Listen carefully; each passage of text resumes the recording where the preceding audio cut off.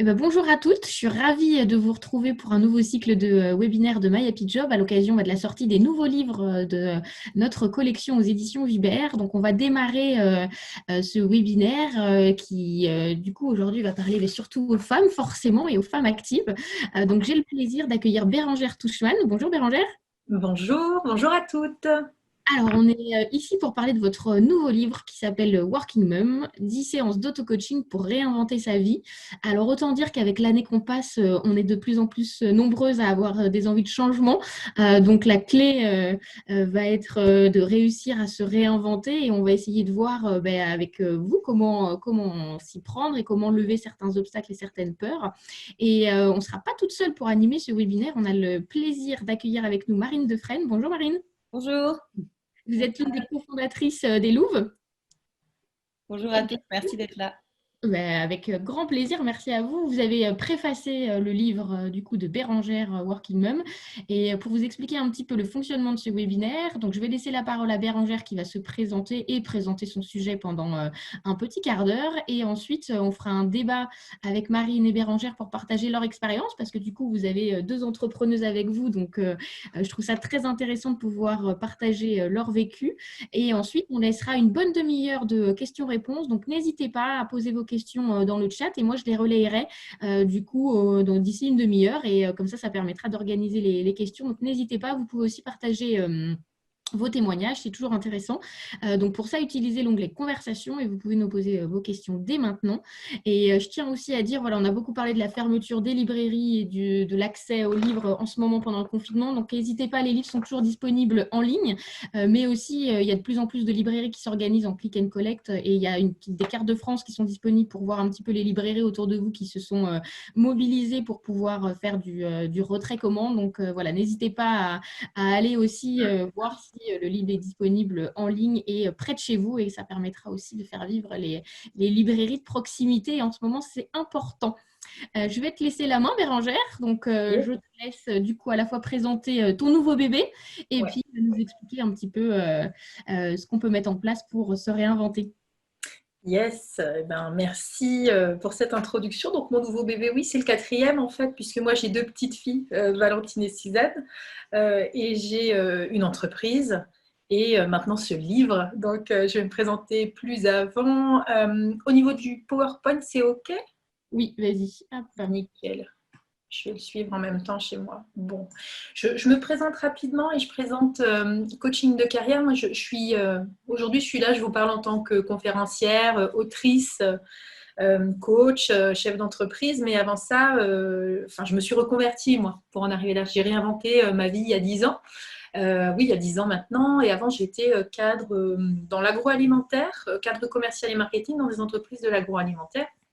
Et j'en ai fait plusieurs avant, dans l'espoir toujours de me trouver enfin à ma place dans le monde du travail, etc. Puis en fait, ça n'est jamais arrivé. Donc, j'ai vagabondé de poste en poste après ma sub de co, et puis j'ai laissé tomber et je suis partie vers l'entrepreneuriat de manière graduelle, mais on pourra en parler tout à l'heure. Mais en tout cas, voilà, aujourd'hui, ce que je suis aujourd'hui, ce que je vous présente aujourd'hui est le fruit de ma propre reconversion. Donc, je pense que c'est important de le dire. Et donc, je suis fondatrice du cabinet coaching de carrière qui accompagne les transitions professionnelles des mamans. On ne travaille qu'avec des mamans parce qu'on pense que les mamans ont des problématiques bien plus complexes que le commun des mortels quand il s'agit de se réinventer professionnellement, que ce soit en termes d'organisation, en termes de moyens. Les moyens, c'est le temps, l'argent, l'énergie. Hein. On sait toutes que c'est l'ère de la guerre, ces trois-là. Donc voilà, nous, on accompagne donc avec mon équipe les mamans avec une méthode qui s'appelle le bilan de confiance. Et le bilan de confiance, c'est un bilan de compétences réinventé. Parce que, encore une fois, nous, on pense que le bilan de compétences, ça peut être une première étape, mais ça ne suffit pas dans la mesure où, quand on est maman, on a des besoins particuliers.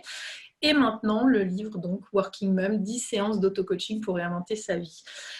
Je vais vous présenter le déroulé du livre parce que dans ce livre-là, donc il y a 10 étapes, 10 séances d'auto-coaching et pour moi, ces 10 étapes correspondent à 10 questions.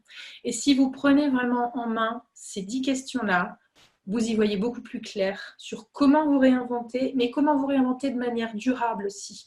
Parce qu'un changement, oui, c'est possible, mais nous, ce qu'on veut, je ne sais pas si vous êtes d'accord, c'est le changement qui nous permet d'être équilibrés sur le long terme, qui nous permet de choisir de manière éclairée et pas de choisir parce qu'on est influencé par un environnement qui nous chahute, et on le voit bien en ce moment, hein, on aurait envie d'aller sur des valeurs un petit peu de sécurité parce que l'environnement il est incertain, on a envie on a des envies d'entrepreneuriat parce qu'on veut du sens et que le sens aujourd'hui on ne le trouve pas forcément dans le monde du travail tel qu'il nous le propose, etc. Donc, mais je crois qu'il y a une méthode, vraiment il y a des étapes à respecter pour trouver vraiment entre guillemets sa voie. Alors moi je n'utilise pas trop la terminologie de trouver sa voie parce que pour moi on a beaucoup plus qu'une voie, hein, heureusement on a bien plus de potentiel et de possibilités que ça. Du coup je crois vraiment que dans ce livre, en tout cas, les 10 zones à explorer sont dans ce livre. Tu peux peut-être changer le... Voilà, je vais présenter le livre. Donc, dans Working Mom, 10 séances d'auto-coaching pour réinventer sa vie, effectivement, il y a ces 10 séances-là pour vous poser des questions.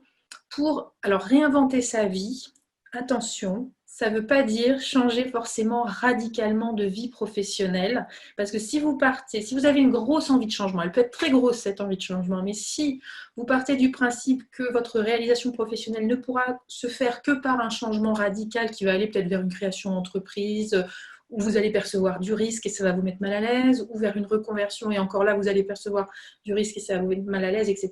Non, un changement, une réinvention professionnelle, peut parfois être en fait un changement plus subtil, un changement de mode de vie, un changement de rapport au travail, un changement de renégociation de vos conditions de travail, un changement de structure tout en gardant le même métier. Vous voyez, on peut, sur le nuancier du changement de vie professionnelle, il y a quand même une belle palette.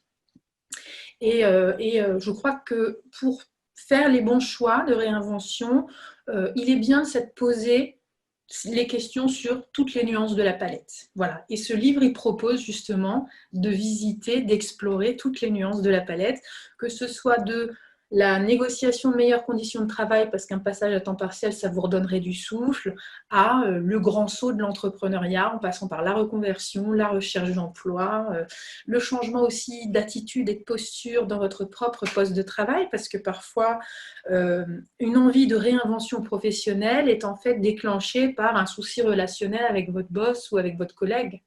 Hein, donc, vraiment, il est utile de se poser toute la palette de questions.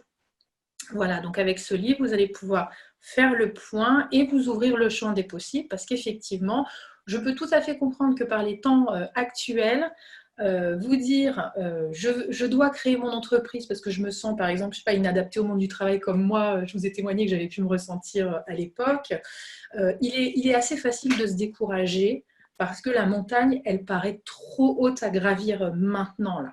Maintenant, avec l'incertain, enfin, je veux dire, on a beau mettre les feux de brouillard, en ce moment, on ne voit pas à 10 mètres, en fait. Parce qu'on ne sait pas économiquement, on ne sait pas le contexte sanitaire, on ne sait rien. Donc, autant partir de soi, se construire un socle solide et profiter aujourd'hui, maintenant, de ce moment d'inertie économique, parce que je parlais encore hier avec mon experte comptable, qui me disait qu'elle, dans son portefeuille client, elle n'avait pas encore vu de défaillance. Il y en aura un, mais aujourd'hui, dans son portefeuille de client, il n'y a pas encore de défaillance d'entreprise. On est encore dans cette inertie et on est encore dans le moment où on peut encore choisir, hein, et je crois qu'on le pourra encore. Donc, je crois que c'est maintenant qu'on peut entamer ce travail de fond et aller explorer toute cette partie introspection pour pouvoir prendre la bonne décision demain et pouvoir être préparé à prendre la bonne décision demain en termes de réinvention professionnelle. Voilà. Et ouvrez-vous le champ des possibles. Ça, je dirais que c'est le message à passer parce qu'on est loin d'être condamné à rester dans le même job toute sa vie aujourd'hui, même si le contexte économique est incertain, même si le contexte sanitaire est incertain. Il y a des choses qui sont possibles pour nous aider, il y a des perches à saisir, il y a pas mal d'aides à la création d'entreprise, il y a pas mal d'aides à l'embauche, il y a des métiers qui disparaissent, mais il y en a d'autres qui arrivent, il y a le fameux CPF, enfin voilà, il y a quand même des choses qui sont là pour nous soutenir dans notre envie de changement. Donc ça c'est plutôt chouette. Et puis il y a aussi toute la partie, alors je vais le développer tout à l'heure, mais il y a toute une partie qui va venir de vous aussi, qui va vous permettre de créer la confiance pour pouvoir avancer dans n'importe quel climat, même si c'est un climat anxiogène qu'il y a en ce moment. Donc, comment sont construites, Fabienne, tu peux passer à la diapo suivante si tu veux. Comment sont construites les séances d'auto-coaching dans le livre? Alors, ce livre, il se veut pratico-pratique. Il y a un peu de théorie parce qu'on en a besoin, mais il y a aussi vraiment des jalons pour faire le point. Vous allez pouvoir écrire dans le livre parce que c'est un carnet de bord. Prenez-le comme un carnet de bord de votre changement de vie professionnelle. Sur les 10 séances d'auto-coaching, chacune commence avec effectivement une introduction au chapitre qui est un carnet de bord qui vous permet de faire l'état des lieux de là où vous en êtes par rapport au sujet. Et peut-être que mobilité professionnelle, vous vous rendrez compte que vous aviez des envies de reconversion, mais en fait, peut-être que vous n'avez pas épuisé toutes les sources de possibilités en interne, etc., etc. Ensuite, il y a un témoignage, une histoire de la vraie vie. Toutes les histoires qui sont écrites et tous les témoignages qui sont dans ce livre sont des témoignages, des vrais témoignages de mes clients, des histoires de mes clients. Et il y a des histoires à tous les niveaux, des histoires de mobilité, des histoires de reconversion, des histoires d'entrepreneuriat, des histoires d'entrepreneuriat qui finalement se retournent et prennent une autre tournure, etc. Donc tout est possible. Et vous allez voir que vous n'êtes pas seul. Il y a un vent d'envie de changement qui souffle aujourd'hui. Et parce qu'il y a la quête de sens, parce qu'effectivement, on revient aux fondamentaux, comme je l'ai lu dans le chat tout à l'heure. On a envie de revenir aux fondamentaux, on a envie de revenir à ce qui est important, entre guillemets. Ce qui est important, c'est ce qui fait sens, et ce qui fait sens, c'est ce qui réunit et qui fait écho à vos propres valeurs. Et ça, c'est important de revenir vers soi parce que ça, c'est du sûr, ça, c'est de la certitude. Votre certitude aujourd'hui dans le climat anxiogène, insécuritaire ressenti, etc., vous êtes solide, vos valeurs, elles sont solides, vous pouvez compter dessus et vous pouvez vous appuyer dessus. Ce sont de vrais appuis. Donc voilà, donc il y a de vrais témoignages et il y a une analyse de ces témoignages, une analyse de ces cas pratiques. Et pour résoudre chaque question de chaque auto-coaching, vous avez 5 clés. 5 clés d'apport théorique avec d'autres témoignages, avec des points de vigilance, parce que oui, on a pas mal de croyances ou d'idées reçues aussi sur la reconversion, sur l'entrepreneuriat notamment. Et tout ça, donc, je voulais concocter dans ce livre-là. Maintenant, je vais peut-être vous parler, et on peut passer à la diapo suivante, de comment trouver sa voie, parce que c'est le truc après lequel on court en ce moment. Comment trouver ma voie? Comment chercher un peu de certitude dans ce monde incertain? Et ce serait très rassurant, effectivement, de se dire qu'on a une voie et que quand on met le doigt dessus, tout roule. En fait, ça se passe parfois de manière un peu plus progressive que ça et pas si radicale que ça. Et encore une fois, je vous l'ai dit tout à l'heure, on peut avoir plusieurs voies. Et même aujourd'hui, la manière dont est structuré le système de la formation professionnelle en France, nous sommes encouragés à refondre nos compétences tous les 5 ans avec ce fameux CPF, le DIF qui est devenu le CPF, etc. Donc, on nous encourage à nous reformer tout le temps parce qu'il y a la mondialisation, parce qu'il y a la digitalisation, parce qu'il y a des métiers, les cycles des métiers, les cycles de la technologie, en fait, sont très, très rapides et nous, nos compétences doivent aussi savoir se réinventer rapidement, se compléter rapidement. Donc, on est en train de mettre un système en France au niveau de la formation professionnelle qui nous permet d'être de plus en plus mobile. Donc, finalement, changer de voie et se réinventer professionnellement, spoiler, c'est la norme maintenant. C'est plus une exception, c'est ça qui devient la norme. Donc soyez parfaitement tranquille avec cette idée et votre envie de renouveau professionnel est tout à fait légitime, vraiment. Maintenant, comment moi j'accompagne, comment nous on accompagne les réinventions professionnelles, et je crois que ça c'est vraiment, nous on a vraiment accompagné des centaines de clientes et je me suis rendu compte à un moment donné que il y avait vraiment des points de passage, il y avait vraiment des questions essentielles à se poser et il y avait 3 étapes. Et je vous partage ces 3 étapes. Votre retour m'intéressera dans le chat. Les 3 étapes pour trouver sa voie, entre guillemets, mais je dirais plutôt trouver le projet d'après, parce que ça, c'est une méthode que vous allez pouvoir remettre en place dans 5 ans si besoin et c'est OK. Déjà, je crois que la première étape, c'est de faire la clarté, d'aller chercher vos points d'appui, faire la clarté sur qui vous êtes. Alors c'est très bien, c'est de connaître quel sens on a envie de donner à sa vie, qu'est-ce que vous voulez en termes de projet de vie, pas que en tant que projet professionnel, soyons d'accord. Un projet professionnel doit se dessiner en parallèle d'un projet de vie ou doit même découler d'un projet de vie d'après moi. On a trop, les baby-boomers, la génération née après-guerre, vivaient pour travailler. Nous, on ne veut plus ça, hein. Je ne sais pas si vous êtes d'accord. On veut que notre travail nous permette de nous réaliser au niveau familial, au niveau de notre vie de femme, de couple, de notre vie de mère. Voilà, le travail est à notre service. On peut aussi le voir comme ça.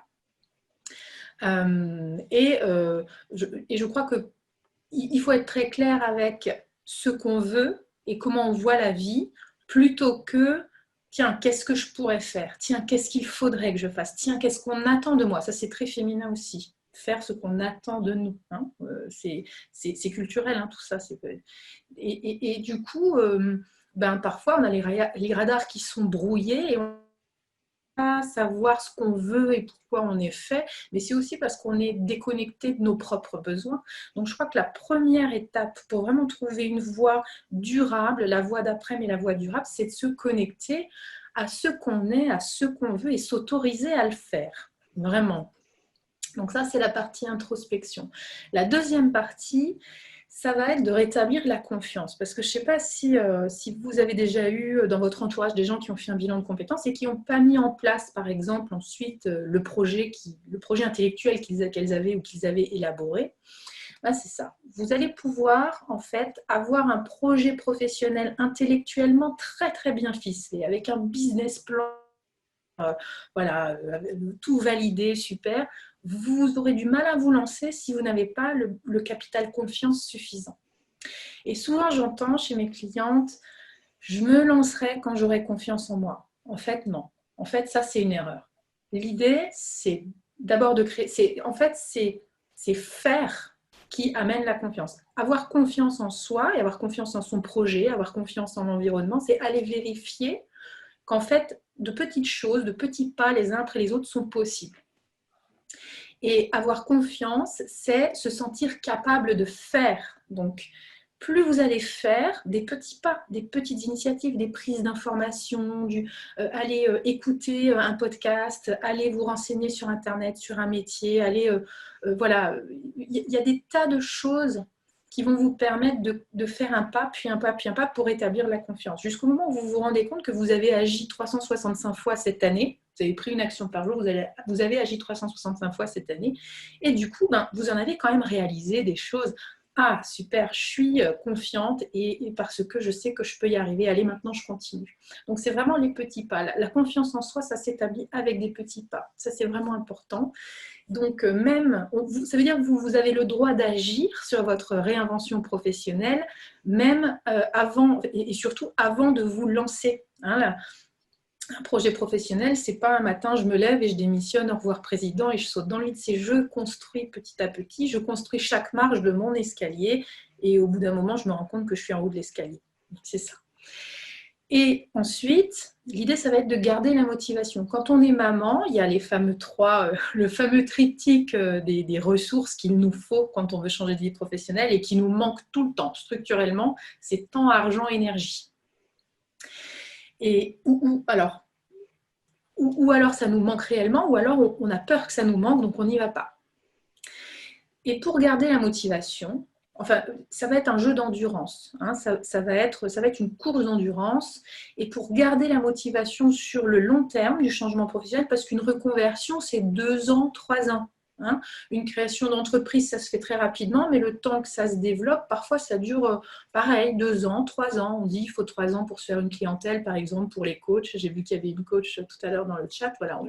Donc il y a du temps. Le temps, il fait partie aussi de l'investissement qu'il y a à faire, hein, en termes de réinvention professionnelle. Et il va falloir garder la motivation parce que vous allez être en création d'entreprise, vous allez avoir posé votre démission dans le cadre du dispositif démission reconversion, où vous allez avoir négocié votre rupture conventionnelle et tout à coup une crise sanitaire, un confinement et tout à coup vous ne savez plus où vous en êtes. Hein. Donc mais ce n'est pas pour ça qu'il faut abandonner, bien au contraire. Hein, vous gardez le bénéfice de tout ce que vous mettez en place au fil de l'eau. Et pour garder la motivation, je dirais, j'aurais envie de vous demander de vous autoriser à y aller par étapes, y aller encore une fois par petits pas. La reconversion professionnelle, la réinvention professionnelle, c'est pas encore une fois sauter dans le vide, voilà, c'est vous sauter sans filet, c'est un escalier qu'on fabrique marche après marche. Et c'est beaucoup moins anxiogène de le voir comme ça, parce qu'on a le droit aussi de reprendre son souffle avant d'attaquer la marche supérieure. Okay, c'est vous qui pilotez. Voilà. C'est ça que je veux vous dire sur les 3 étapes pour se réinventer professionnellement. Et le détail de ces 3 étapes-là, il est dans le livre, il est détaillé en 10 séances d'auto-coaching. Voilà. Donc moi, je vous souhaite une bonne réinvention. Merci beaucoup Bérangère. Du coup, je vais enchaîner pour un petit peu en savoir plus chacune sur vos parcours parce que ça peut en inspirer plus d'une, je pense. Vous êtes chacune du coup entrepreneuse. Vous avez monté chacune votre entreprise et votre projet. Est-ce qu'il y a eu un déclic? Et on a beaucoup parlé de la peur. Comment vous avez su qu'il fallait y aller, enfin, que vous y êtes allé et vous avez levé les peurs de vous mettre à vos comptes, quitter peut-être, vous allez nous expliquer un poste en salariat. Du coup, Marine, je vais vous laisser la parole. Comment ça s'est passé pour vous? Moi, ça a clairement été un déclic dans mon travail de journaliste. En fait, j'étais amenée à faire les portraits de femmes entrepreneurs. Donc, moi, j'étais complètement de l'autre côté. Je suis une littéraire, donc je n'ai jamais fait un tableau Excel et je n'ai jamais fait de commerce. Donc, j'ai jamais imaginé créer un jour ma boîte. Mais le fait de rencontrer des femmes entrepreneurs, de parler de carrière au féminin, ça a commencé à me titiller à ce moment-là parce qu'à chaque fois que je rencontrais ces femmes qui avaient créé leur boîte, elles avaient une énergie et un dynamisme qui étaient complètement contagieux. Et je trouvais leur histoire et leur énergie tellement, intéressant et stimulant que j'en ai fait un livre parce que j'avais envie de creuser, de pouvoir raconter avec plus de mots leur histoire et montrer que ça tenait à pas grand-chose ces déclics et qu'en fait on pouvait toutes le faire. Et donc, ce que j'ai fait pour les autres en écrivant ce livre, finalement, ça s'est appliqué à moi. Parce que à la fin du livre, notamment avec mon associée actuelle qui m'a aidé à le relire parce qu'elle était en congé maternité, on s'est dit, mais pourquoi nous, on ne le fait pas? En fait, on est tout à fait capable. Il suffit d'avoir un cerveau et une bonne idée. Et puis tout le reste, si on ne sait pas le faire, on l'apprend ou alors on se fait aider. Donc voilà, ça a vraiment levé le frein, le blocage que je n'imaginais pas. Mais c'était évident qu'on peut le faire et on peut tout le faire. Et je rebondis, est-ce qu'être à deux, ça a facilité aussi les choses pour monter ce projet? Ah oui, évidemment. Tu parlais du socle de confiance dont on a besoin quand on commence, Bérangère. Et moi, c'était un peu mon associée parce qu'elle était un peu tête brûlée et moi, j'étais celle qui disait attends, attends. Donc, on était sur ce contrepoint tout le temps. Et aujourd'hui, ça s'est équilibré, mais ça a été hyper important. Je ne l'aurais jamais fait toute seule, je l'avoue. Et Bérangère, quel a été le déclic? C'était le fait de ne pas trouver le bon poste? Qu'est-ce qui a fait que vous êtes dit c'est maintenant et je me lance? En fait, j'étais arrivée dans ma vie salariée à un tel niveau d'insatisfaction et j'avais visité le bout de tellement d'impasses que je me suis dit, il y a un autre paradigme ailleurs, c'est pas possible. Et moi, ça s'est pas fait par déclic, en fait, ça s'est fait de manière plus progressive. Comme ma spécialité, mon métier, c'était vraiment le commercial, le marketing, ce que j'ai commencé à faire, c'est donner des cours, en fait, c'est d'avoir des contrats de formatrice dans des écoles de commerce. Et petit à petit, on m'a ouvert mon champ parce qu'on m'a proposé de suivre le projet professionnel des élèves, faire le lien pédagogique avec les entreprises, les alternants, etc. Et je me suis dit, là oui, il y a eu un déclic. Le déclic, ça a été, ok, mon champ, ça va être l'accompagnement. Parce que ça me plaît beaucoup. Et finalement, j'en ai déduit du fait que être salarié dans la formation, c'est pas exactement ce que je voulais faire. Je me suis déjà formée, ça c'était la première étape, c'était de me former, donc j'ai fait un DU coaching à l'université de Toulouse et en même temps j'ai monté mon cabinet en libéral dans Toulouse, au centre-ville de Toulouse. Et puis ça a marché et de fil en aiguille, j'ai petit à petit laissé tomber la partie formation pour faire monter en puissance la partie accompagnement et c'est comme ça que ça s'est fait. Après j'ai eu une fille. Ma première fille, je suis passée tout en ligne. J'ai eu ma deuxième fille, je me suis investie que auprès des mamans. Enfin voilà, ça s'est fait comme ça. Et maintenant, il est inconcevable de revenir pour moi en arrière sur un paradigme salarié. Ce serait inconcevable.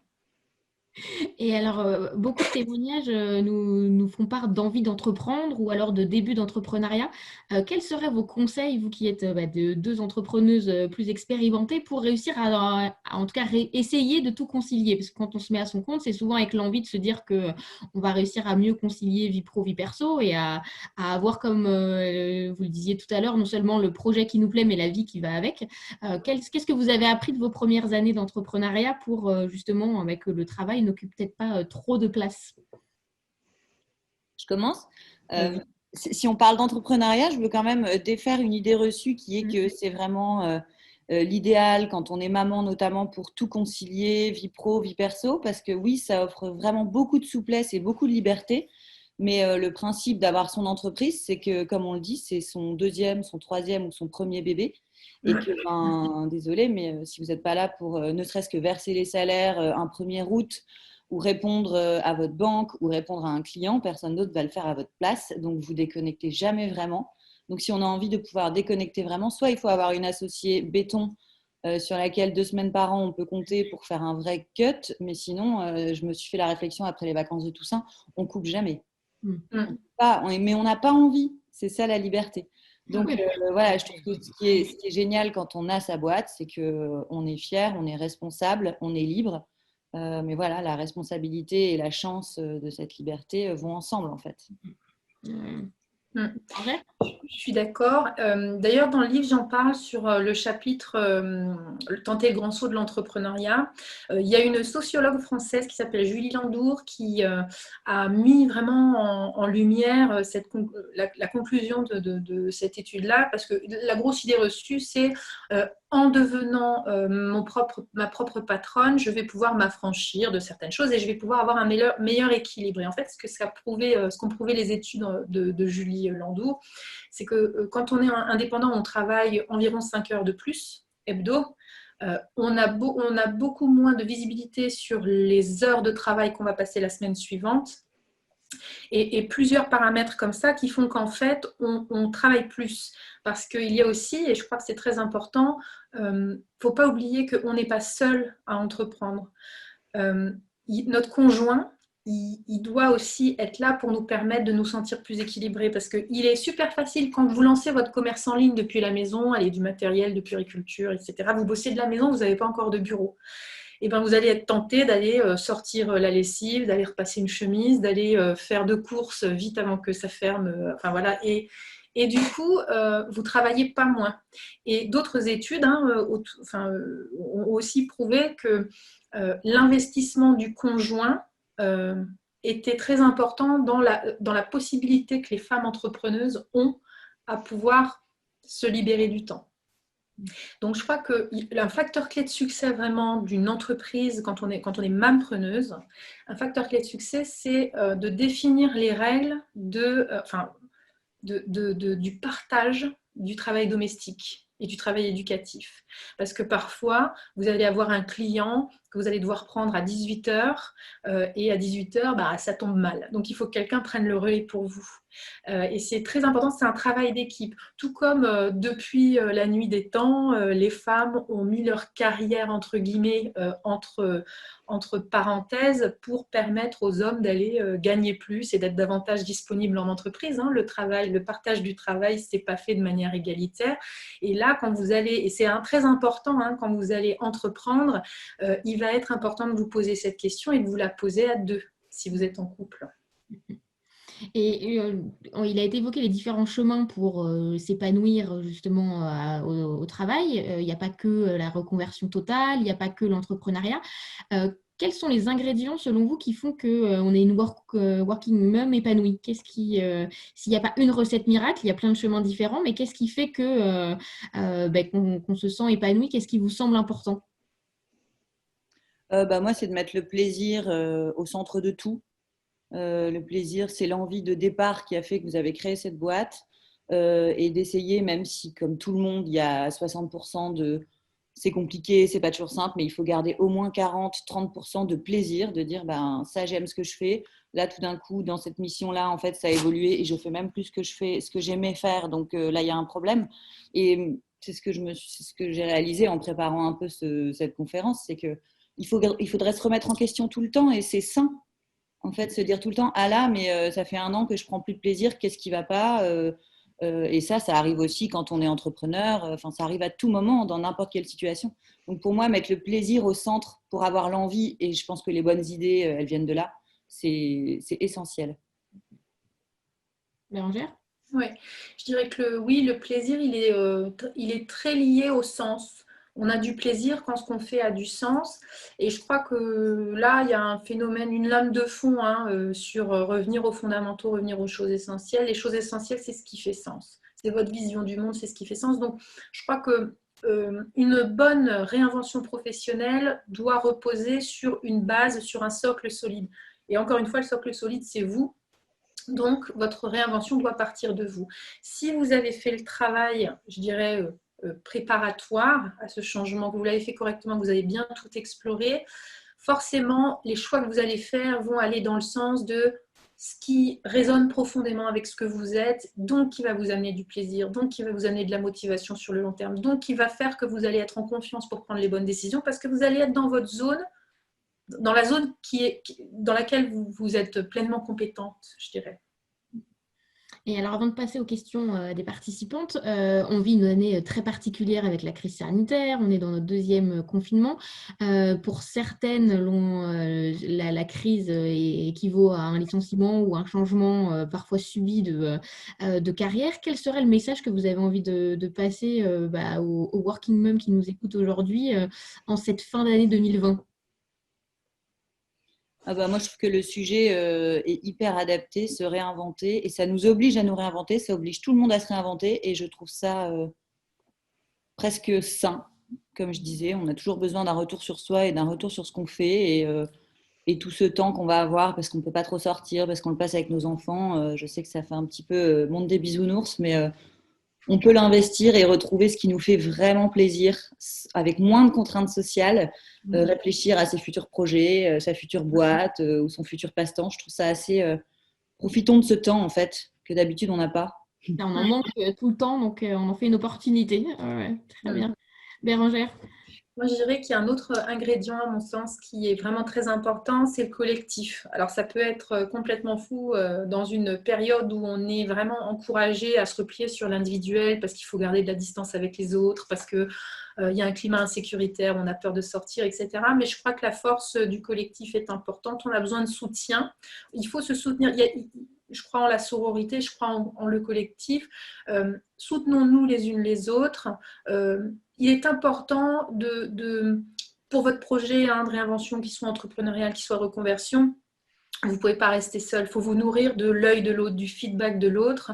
Il faut que les relations sociales, ça donne confiance aussi, ça donne de l'énergie. Les interactions sont importantes. Donc voilà, allez-y sur Zoom, allez dans des cercles de collectifs, des cercles d'entrepreneurs femmes, allez voir vos alter ego, les gens qui vous ressemblent, allez confronter vos idées, allez vous inspirer, allez demander du feedback, allez vous soutenir, allez vous motiver, allez partager votre expérience. C'est super important de ne pas se sentir seul, parce que seul, je veux dire, on peut abandonner, quoi. On prend aussi de l'énergie et de l'inspiration depuis les autres et on en donne, et c'est important d'être ensemble. Voilà, soutenons-nous et serrons-nous les coudes. C'est important en effet, surtout cette année. Alors, première question, quels seraient vos conseils quand on manque un peu d'énergie pour se reconvertir? On avait notamment le témoignage d'une jeune maman qui a un bébé de 6 mois, qui a envie de changement, envie de se reconvertir, mais on va dire qu'avec un bébé de 6 mois, ça pompe quand même pas mal d'énergie. Comment on fait pour peut-être se dégager du temps et se remettre dans une dynamique justement de changement? Alors moi, je veux bien tenter une réponse. L'énergie, c'est un rapport entre les dépenses entre les dépenses d'énergie et le rechargement en énergie. Donc je crois que, alors effectivement, quand on a un bébé de 6 mois, je peux comprendre. Ce qui serait intéressant, c'est de savoir, c'est de prendre une feuille, de la séparer en 2 colonnes. Qu'est-ce qui me bouffe de l'énergie et qu'est-ce qui me recharge? Dans ce qui bouffe de l'énergie, 2 questions à se poser. Qu'est-ce que je peux déléguer? Qu'est-ce que je peux abandonner? Parce qu'il y a forcément des trucs qui ne sont pas utiles là-dedans. Okay. Et dans la colonne, qu'est-ce qui me recharge? Comment je fais pour une seule question, comment je fais pour en profiter encore plus et pour m'octroyer encore plus de ces temps-là. Ouais, donc on fait le point en effet sur ce qui prend de l'énergie et là où on peut se ressourcer. Très bien. Il y a une question qui est intéressante par rapport à l'entrepreneuriat. Est-ce que vous conseilleriez de commencer à entreprendre en parallèle de son travail, en parallèle de son activité salariée? Et est-ce que c'est quelque chose que vous avez fait personnellement pendant justement votre parcours, ou est-ce que vous avez arrêté votre activité salariée pour pouvoir vous lancer? Pour répondre à cette question, moi, je dirais que c'est intéressant de mûrir son projet pendant qu'on est salarié, parce qu'on peut avoir du temps le soir, etc. Mais je pense qu'au moment de passer à l'action, déjà psychologiquement, on a besoin d'une énergie nouvelle, on a besoin de temps et de disponibilité, on a envie d'y être tout le temps. Mais ça peut être intéressant de se donner le temps de mûrir son projet pendant qu'on est salarié, d'avancer sur plein de choses, les recherches, le benchmark. Parce que l'air de rien, comme vous dites, hein, le temps, l'argent et l'énergie, tant qu'on est salarié, on a un revenu. Donc, si on compte sur le chômage, par exemple, bah, c'est 2 ans et ça passe très vite.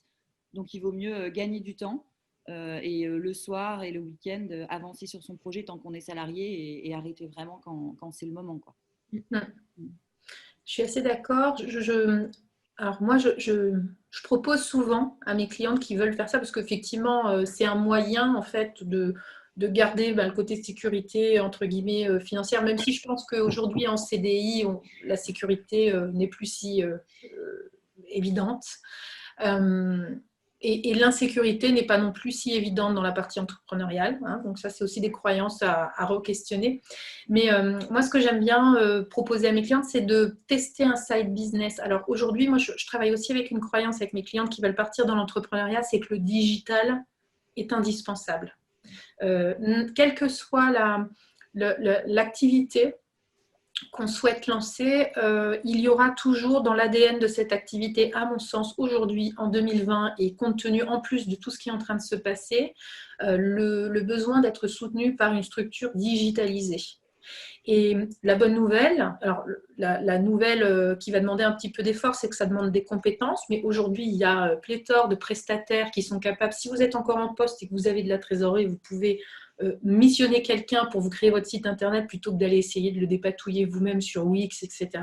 C'est de payer quelqu'un pour vous faire votre site internet et payer quelqu'un qui vous mette en place un système qui vous permet de mesurer très rapidement si vous êtes capable de générer des clients ou pas.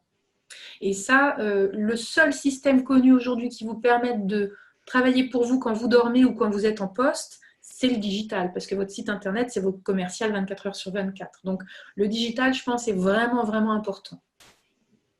Et il y a une question intéressante, on l'a évoqué avec les conjoints ou les conjointes, mais du coup, comment on gère les autres? Parce que dans les témoignages, il y a deux choses. Il y a les autres qui nous encouragent, mais qui nous pressent un peu. Bon, quand est-ce que tu te lances? Ta reconversion, comment ça avance? Et qui vont peut-être nous mettre du stress et de la pression. Et il y a ceux à l'inverse qui nous disent non, non, n'y va pas, t'es folle de quitter un CDI ou un poste, tu vas pas changer de vie à 30 ans ou à 40 ans. Donc, du coup, comment on gère un peu les autres quand on a envie de changement dans sa vie professionnelle? Moi, je dirais de miser sur les valeurs sûres. Donc, tant que notre conjoint nous suit, et si c'est nos parents, nos valeurs de référence, on leur en parle. Et bon, moi, ils ont jamais vraiment compris ce que je faisais, mais ils m'ont soutenue. Ils sont là, voilà, c'est ça qui est bien.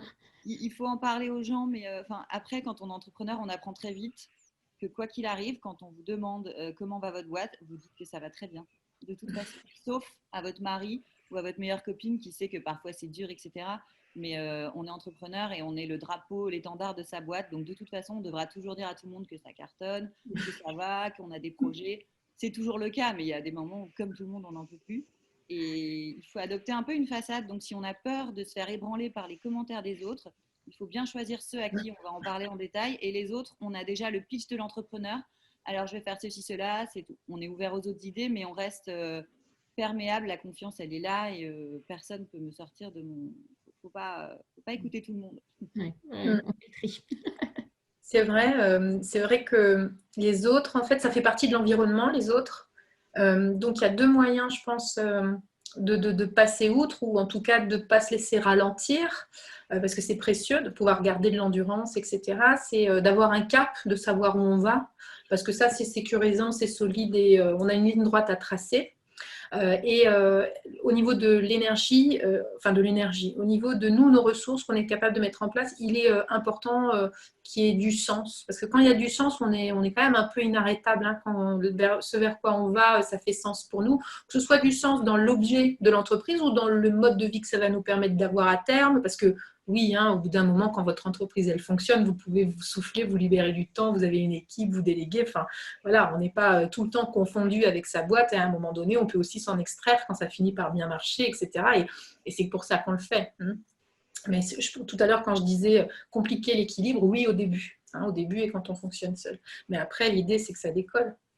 Donc, je dirais avoir un cap et avoir suffisamment de sécurité intérieure pour plier mais ne pas rompre, quoi. On a une question par rapport au choix quand on a envie de se reconvertir. Alors, il y a plusieurs témoignages qui vont dans des sens différents. On a des personnes qui ont envie de faire plein de choses, du coup, qui n'arrivent pas à choisir. D'autres qui se voient toujours dans le même métier, donc qui ont du mal à quitter leur formation d'origine pour aller vers de nouveaux horizons. Et on nous demande notamment parmi les choix pour réussir à prendre les bonnes décisions, est-ce qu'un bilan de compétences est toujours utile? Qu'est-ce que ça peut nous apporter? Et si oui, comment le faire? Quelles sont aujourd'hui les différentes possibilités? Alors, sur la question technique du bilan de compétences, effectivement, aujourd'hui, c'est la solution qui est proposée de manière institutionnelle, puisque c'est quelque chose qu'on peut se faire financer. Il est inscrit dans le Code du travail, hein, c'est quelque chose d'officiel, le bilan de compétences, il y a un process à respecter, etc. Ça peut être un très bon premier niveau de réflexion, mais je crois qu'il y a vraiment deux autres dimensions à ne pas oublier. Donc ça, c'est assez facile, hein, tu vas sur... mon compte sur le site du CPF, hein, il est assez facile de trouver des prestataires en bilan de compétences. Par contre, rencontrez-les parce que bon, il faut que vous puissiez choisir votre prestataire. Après, je crois qu'il y a vraiment aussi d'autres dimensions à prendre en compte et c'est pour ça aussi que moi j'ai créé autre chose hein, que le bilan de compétences parce que pour moi c'était pas suffisant et c'était pas forcément adapté aux mamans et aux problématiques des mamans. Donc je crois qu'il y a une autre dimension à prendre en compte, c'est la dimension collective. Il vous faut une équipe. Il vous faut un groupe de soutien, il vous faut un mastermind, il vous faut un groupe de pairs avec qui vous pouvez partager. Regardez comme ça fait du bien de participer à cette conférence. Juste parce qu'on s'entend, parce qu'on parle ensemble, parce qu'on va toutes dans la même direction. Hein, donc ça, c'est très important. La partie collective est très importante, ce qu'il n'y a pas forcément dans le bilan de compétences. Donc il faut penser à le compléter. Et après, il y a la partie émotionnelle. Je crois qu'il y a un travail à faire aussi, parce que le changement de vie professionnelle, on dit souvent que c'est le grand 8 émotionnel avec des peurs, avec des deuils à faire sur différentes choses. Et c'est important d'accompagner aussi toute cette dimension relationnel, oui, gérer les autres, oui, gérer le conjoint, oui, gérer les parents qui vous disent mais on ne comprend pas pourquoi tu veux changer, oui, la copine qui dit mais je te verrai moins si tu changes, oui, l'ado qui dit mais maman on n'aura plus d'argent si tu crées ton entreprise, enfin oui, c'est compliqué tout ça et je crois qu'il y a quelque chose à vraiment prendre en compte, c'est voilà, en plus du travail intellectuel, du bilan de compétences, c'est la partie relationnelle, il faut du collectif. Et il faut de la gestion émotionnelle aussi. Et justement, par rapport à ce collectif, est-ce que chacune, vous avez en tête des réseaux féminins ou je ne sais pas, alors ça peut être des podcasts, des groupes en ligne que vous recommanderiez sur justement entreprendre au féminin, où on nous demande un petit peu où est-ce qu'on peut aller s'inspirer? Alors, moi, de mon côté, je vais faire de la pub pour ma paroisse. Hein. C'est mon groupe Facebook Trouve ton projet pro. Donc, il y a 1800 mamans qui sont dessus aujourd'hui. On s'entraide. Hein. Il y a beaucoup d'entraide. Il y a des webis qui sont réguliers, des webinaires qui sont réguliers. Et puis, toutes les personnes qui sont dessus vivent à peu près la même chose. Certaines à certains points et d'autres sont un peu plus en avance ou un peu plus en retrait. Mais voilà, on va tout dans la même direction. Donc, je dirais que ça, c'est pas mal. Et après, il y a bien sûr le réseau Mampreneur, qui est un réseau national qui a des antennes partout en France. Mais ça, c'est typiquement pour les mamans entrepreneurs. J'ajouterais, moi, de ne pas rester trop seule et d'aller bosser parfois, soit en coworking, mais aussi dans des lieux qu'on aime et qui nous inspirent. Ça peut être, enfin moi c'est mon club de yoga qui fait resto aussi et j'ai rencontré plein de personnes hyper intéressantes là-bas, des lieux où les gens vont travailler, des lieux où on va croiser peut-être des gens qui sont un peu dans le même genre de parcours, ou faire des déjeuners avec des copines qu'on n'a pas vues depuis longtemps mais qui font un métier qui nous intéresse, garder le contact, poser des questions et s'inspirer un peu des autres. pour aller. Et là, peut-être qu'elle va nous parler d'un événement, d'une soirée, d'un réseau. Il y en a dans toutes les villes, donc je ne peux pas généraliser, mais voilà, de ne pas perdre le fil et effectivement, comme tu disais, Bérangère, de ne pas s'isoler.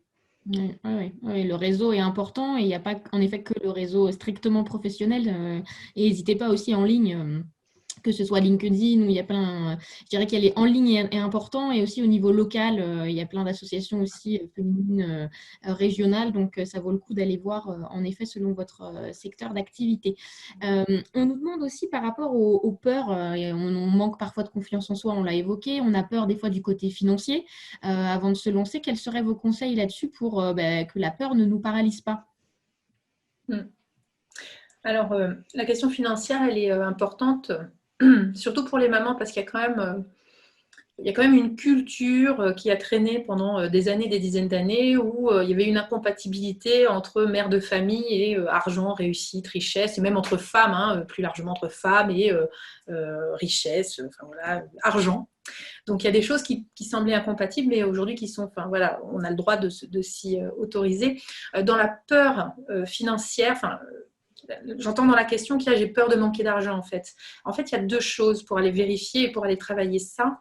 Le premier aspect, c'est de connaître en fait son budget, parce que souvent, les peurs, c'est de l'irrationnel et c'est pas basé sur du. C'est comme aujourd'hui, on parle beaucoup du contexte terroriste. Bon, on a tous peur de ça, mais grosso modo, la probabilité de mourir dans un attentat terroriste est beaucoup plus faible que de mourir d'un accident de la route. Mais n'empêche que le ressenti est différent des faits. Ben, pour la gestion du budget, je ne sais pas si c'est très heureux comme comparaison, mais c'est en tout cas On a compris l'idée. d'époque. Quand on a peur de manquer, il y a une différence entre le réel besoin financier et budgétaire mensuel et parfois la peur.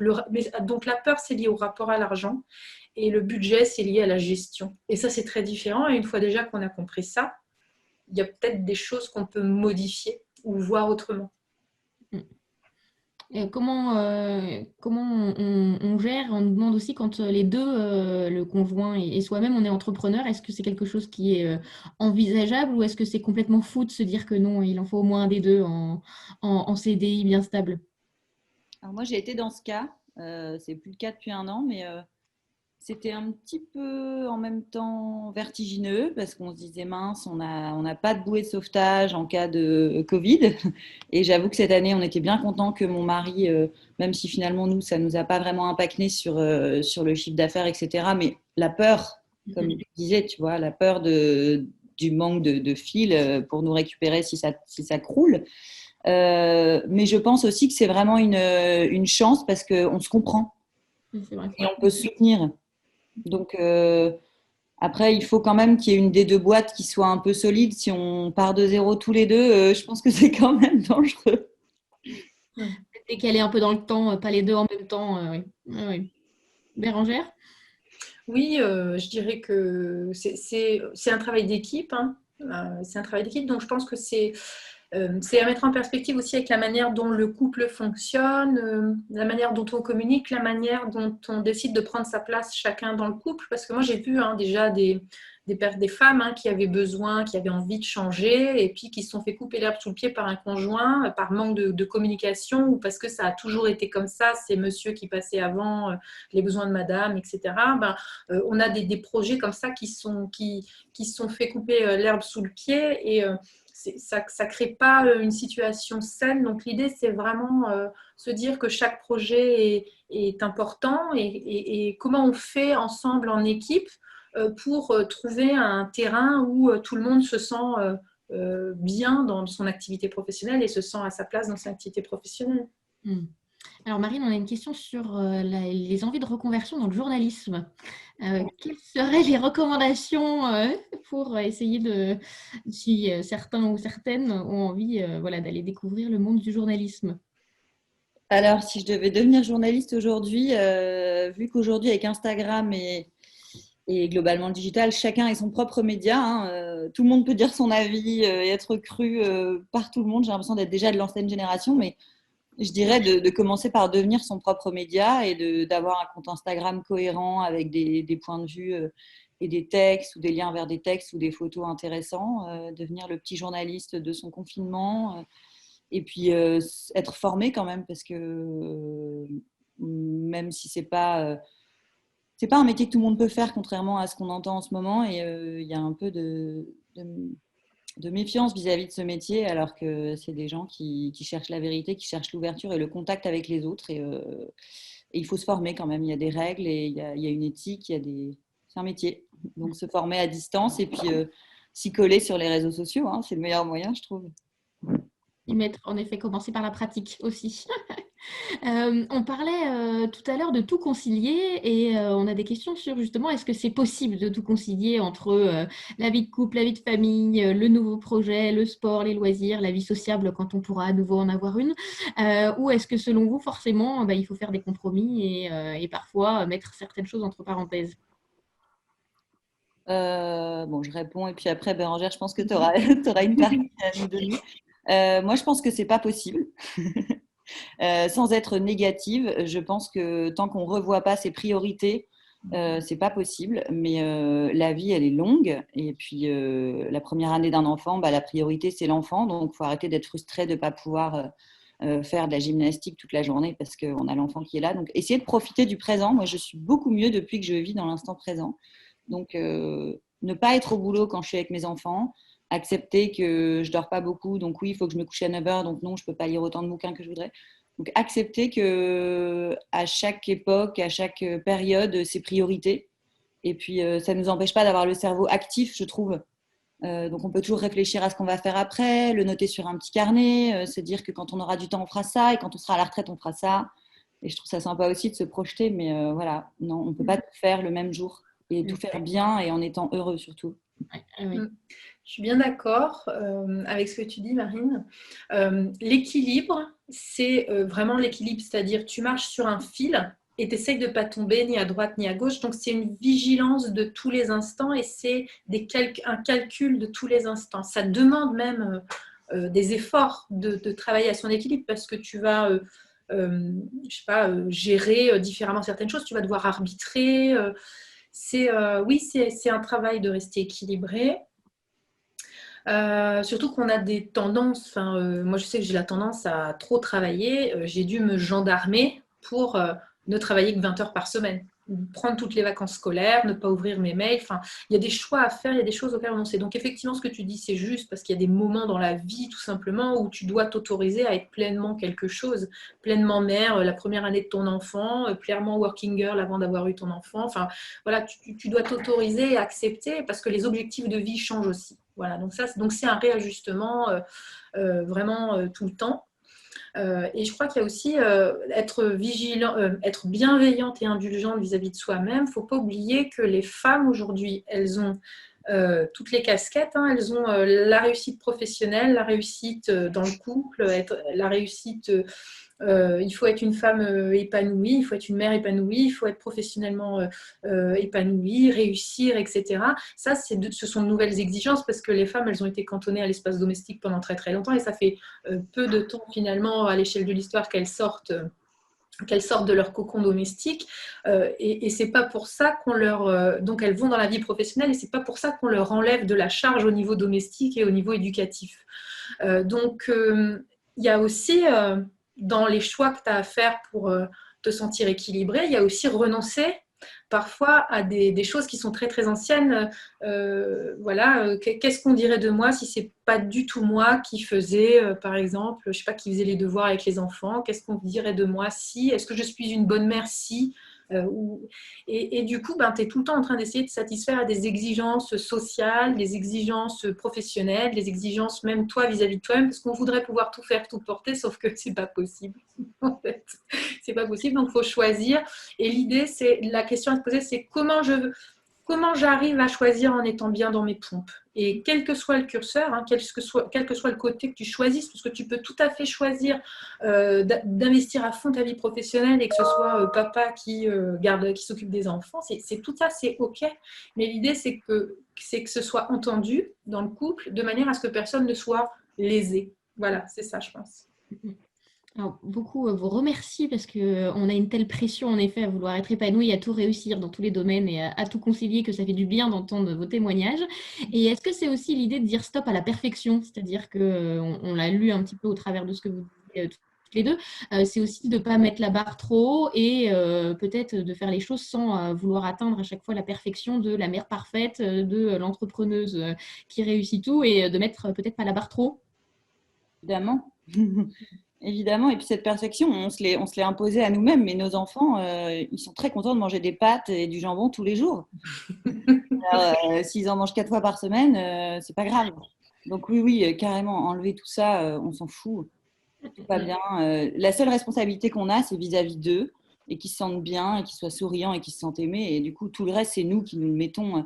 Donc il y a des domaines où il y a des jours où il faut que ce soit parfait, mais pas tout, et la plupart des choses ne peuvent pas être parfaites. Je ne sais plus qui m'avait donné cette astuce du 80-20 pour aller plus vite et être plus efficace. Mais voilà, je dois faire quelque chose dans un temps imparti. Il sera parfait à 80% parce que si je passe 3 heures de plus pour qu'il soit parfait à 100%, je perds mon équilibre de journée. Donc à 80%, c'est déjà beaucoup. Oui, tout à fait. Ouais. Et on a une dernière question, et après on va vous libérer, sur le plafond de verre qui a été évoqué apparemment dernièrement dans un article sur les louves et on nous demande de revenir là-dessus. C'est toi, Bérangère, qui a eu cette expression? Oui, mais alors elle n'est pas de moi, c'est de Marlène Schiappa à la base, dans un livre d'ailleurs qui s'appelle Plafond de mer. L'idée, c'est que une femme et un homme sont à égalité dans le monde du travail du moment où la femme n'a pas d'enfant. C'est-à-dire qu'une fois qu'on a des enfants, la carrière va se ralentir, les évolutions de carrière vont se ralentir, les opportunités vont se raréfier et même on va changer d'attitude par rapport à nous puisqu'on va, que ce soit en recrutement, que ce soit en évolution professionnelle, que ce soit en rémunération, on va se méfier de nous. On va se méfier de nous parce qu'on va être considéré comme moins disponible, moins digne de confiance, puisque le jour où il faudra rendre un gros dossier, il faudra qu'on parte à 16 heures. Voilà. En tout cas, ce sont des idées qu'on se fait par rapport à nous. Et ça, même si aujourd'hui, on a la possibilité d'avoir des relais au niveau de la garde de nos enfants, etc., on est toujours associé à celle qui garde des enfants, donc celle qui va devoir satisfaire à d'autres exigences que les exigences purement professionnelles. Et du coup, il y a un plafond invisible qui est au-dessus de nos têtes, mais c'est principalement pour les mères que pour les femmes, puisque avant d'avoir un enfant, une femme qui entre dans le monde du travail après son diplôme, elle va être payée de la même façon qu'un homme, à compétence et à diplôme égal, mais ça se compliquera du moment où, à partir de, je sais pas, 30 ans, 35 ans, sur des postes de management, il y aura moins de passerelles qui seront possibles et la rémunération va stagner. Et dans les postes de direction des grandes entreprises, d'ailleurs, je crois qu'il y a, dans le CAC 40, il n'y a qu'une seule femme. Et c'est très récent. Qui est vraiment PDG. Donc voilà, le plafond de mer, c'est ça. Et je dirais pour être un petit peu optimiste, ce qui peut changer la donne, c'est le fameux congé paternité ou deuxième conjoint du coup qui augmente parce que du coup les femmes ne seront plus les seules absentes pendant plusieurs semaines et on sera là aussi sur un pied d'égalité à notre retour de congé maternité. Donc les choses évoluent et vont dans le bon sens et on espère que ça va continuer. C'est l'heure de vous dire merci à toutes les deux, c'était très chouette. Je pense que ça a fait du bien à tout le monde et ça déculpabilise et en même temps on fait le plein d'énergie quand on en parlait tout à l'heure. Donc je vous invite à retrouver Marine sur les louves. Et quand on parlait du coup du partage d'expérience, vous trouverez plein d'articles qui vous permettront et de portraits aussi. Enfin voilà, je pense que quand on parlait de solidarité féminine, allez voir les louves et ça fait beaucoup de bien. Merci beaucoup Marine. Merci, merci à vous. Merci Bérangère. Donc on rappelle coaching de carrière pour tes accompagnements et puis on rappelle aussi Working Mum, 10 séances d'auto-coaching pour réinventer sa vie. Il est là. Voilà, il est là, le beau livre, préfacé par les louves. Et on vous invite, si ça vous dit, la semaine prochaine, on a encore un webinaire sur le job crafting avec Sylvaine Pasquale. On parlera beaucoup de plaisir au travail sans forcément justement tout changer et se reconvertir. Comment on peut modeler son travail pour y retrouver plus de sens et de plaisir. Et dans 15 jours, je vous donne rendez-vous aussi le 17 novembre pour la prise de parole en public parce que c'est une épreuve pour beaucoup d'entre nous et ça peut être source de stress et on verra avec deux professionnels de l'art oratoire que on peut tous y gagner à être plus à l'aise à l'oral. Merci beaucoup et je vous souhaite une excellente semaine confinée mais très bonne semaine quand même et à très bientôt.